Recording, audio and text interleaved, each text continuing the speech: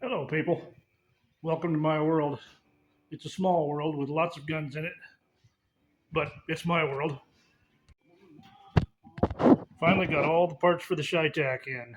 The CADEX 375 Shadow. I bought this thing right. Actually, bought it cheaper than I could have built it. And we're going to put a 5 to 25 attacker night force scope on it. And I thought y'all might be interested. I'm going to get the scope knotted up and do a series of videos probably and show everybody just what it takes to put a rifle together and take it out, zero it, and pretty much under any conditions, be able to make a first round cold bore hit at, I would say, out to, well, extreme range for the most part. Anything past last 10% of your supersonic range, what I would call long range. But I'll bring you along with me, and hopefully you'll enjoy it. Okay, folks, there's a ton of different ways to mount a scope and do it accurately. I just happen to do it my way. I have a milling machine that's absolutely plumb and level, so it makes it a lot simpler. But there's a lot of videos out there about how to scope correctly. Gary did a really good one on Paramount Tactical the other day. Um, I use 123 block. It's machined absolutely square.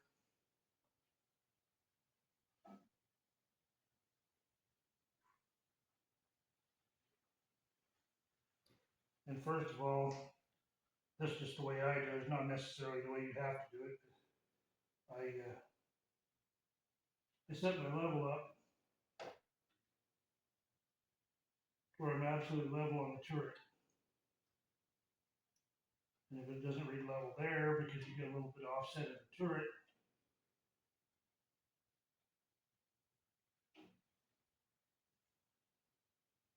you just rotate the turret to where it's level. It's pretty good. You always want to keep the metal dust off your milling machine too if you're going to use magnetic anything around you. Your magnets will become furry. So another thing I do, I set it up on this fixture. Just a night force base that I bought years ago when I was making my own bases. But I set the rings up and I give them a little pull this way against the Picatinny slot. And I give that one a little push that way.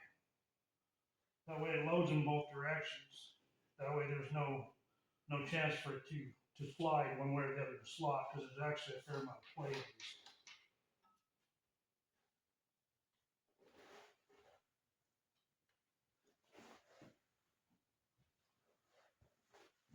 I also space the rings out as far as I can actually get them on the scope tube. Just because, like say, if this ring was closer, it's much stronger to have, it's much stronger for the integrity of the scope tube, the further you, the wider you can space your rings. If it was here and you, God forbid, dropped your rifle and landed on the objective, it could possibly bend it if you had your scope ring back here, because it would cause a lot of leverage and put the fulcrum point back here. So I just do it. It's just one of those things that I do.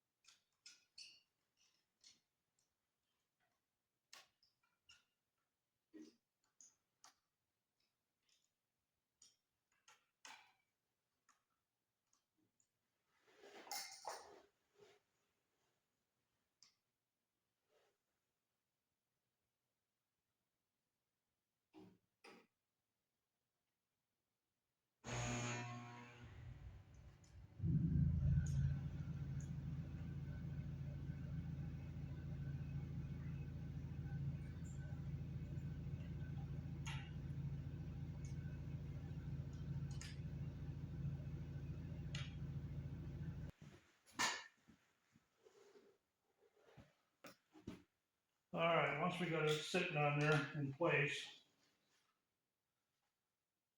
we'll go ahead and torque the scope rings to 65 inch-pounds.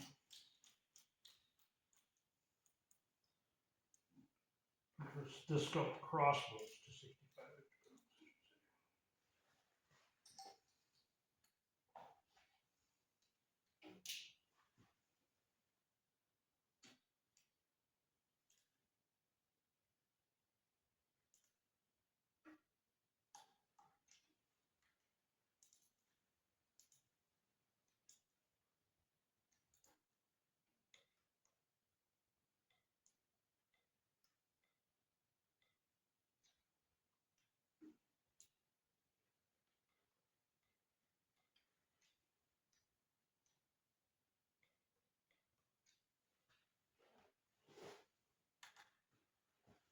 Okay, we're still level.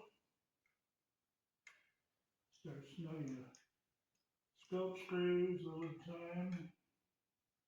Make sure the gap's equal on both sides.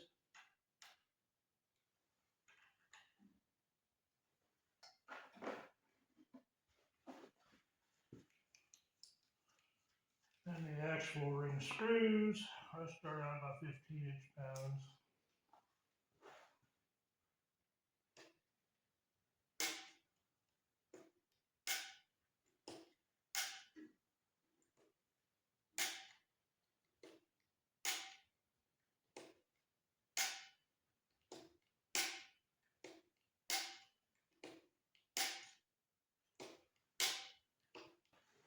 And I jump up to about 20 inch-pounds.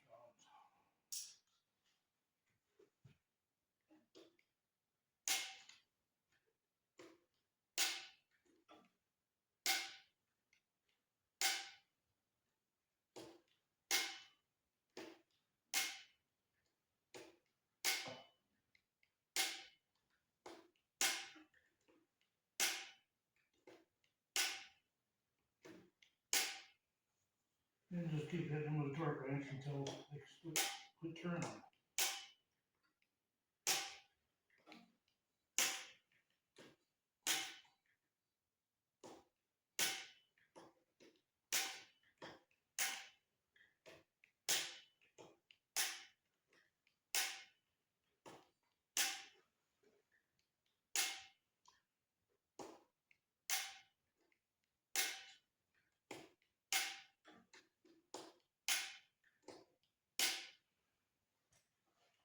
And there you have it.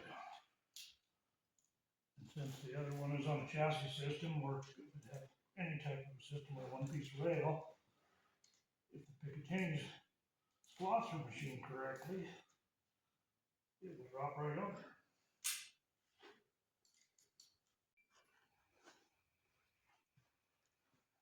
So theoretically, this should drop right on here.